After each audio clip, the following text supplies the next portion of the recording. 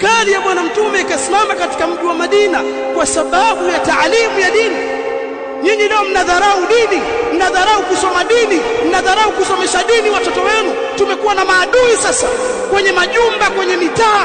Tuna maadui wengi kwenye mitandao sababu watu ni wajinga wa dini. Haiwezi kupatikana khairi bila ya dini, na dini haiwezekani bila ya ilmu. Ndio maana bwana mtume akasema yuridillahu bihi khairan yufaqihu fi din. Yoyote anotakiwa khairi na Allah, khairi ya dunia na khairi ya akhira.